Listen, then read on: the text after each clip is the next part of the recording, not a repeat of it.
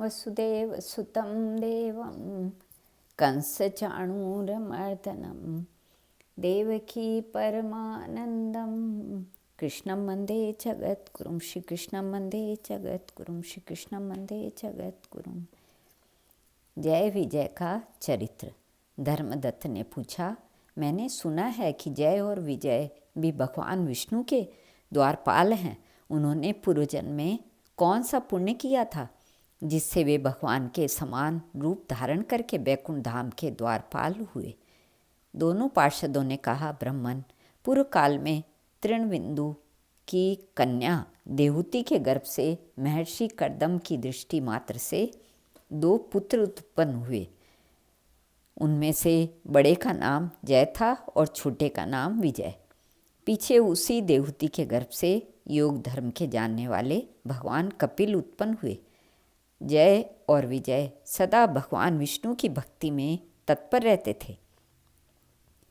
वे नित्य अष्टाक्षर मंत्र का जप और वैष्णव व्रतों का पालन करते थे। एक समय राजा मरुत ने उन दोनों को अपने यज्ञ में बुलाया। वहाँ जय ब्रह्मा बनाए गए और विजय आचार्य।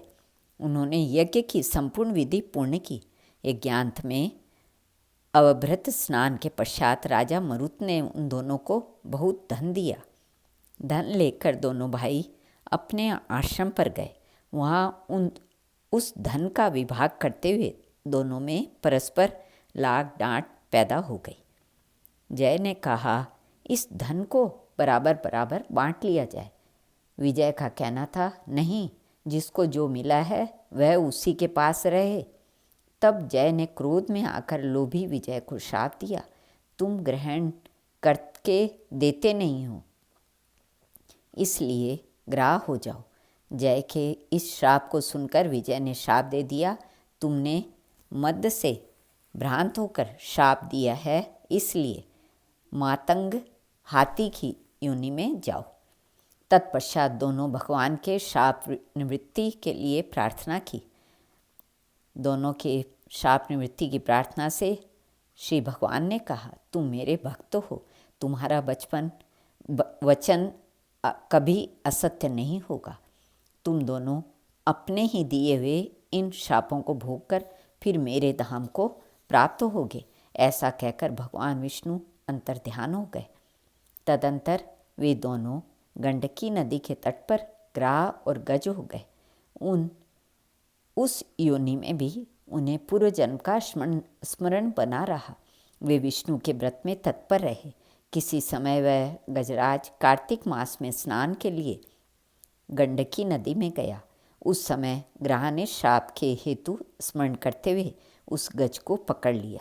ग्राह से पकड़े जाने पर गजराज ने भगवान रमानाथ का स्मरण किया। तब भगवान विष्णु शंख चक्र गदा धारण किए हुए वहाँ प्रकट हो गए।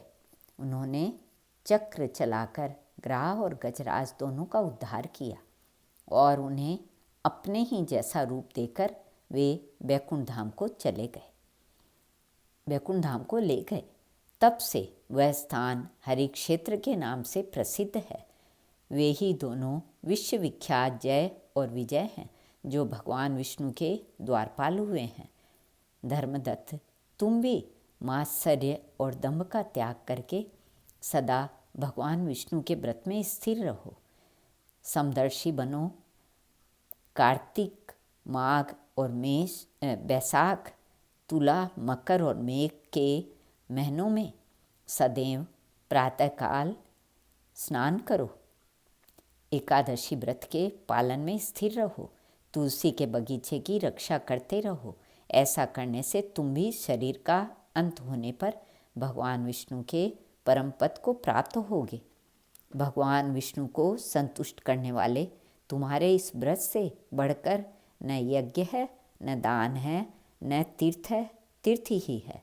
विप्रवर, तुम धन्य हो, जिसके व्रत के आधे भाग का फल पाकर यह स्त्री तुम्हारे द्वारा बैकुंठ धाम को ले जाई जा रही है। नारद जी कहते हैं, राजन, धर्मदत्त को इस प्रकार उपदेश करके वे दोनों विमानचारी पार्षद उस कलहा के साथ वैकुंठ धाम को चले गए। धर्मदत्त जीवन भर भगवान के व्रत में स्थिर रहे और देहावसान के बाद उन्होंने अपनी दोनों स्त्रियों के साथ वैकुंठ धाम प्राप्त कर लिया।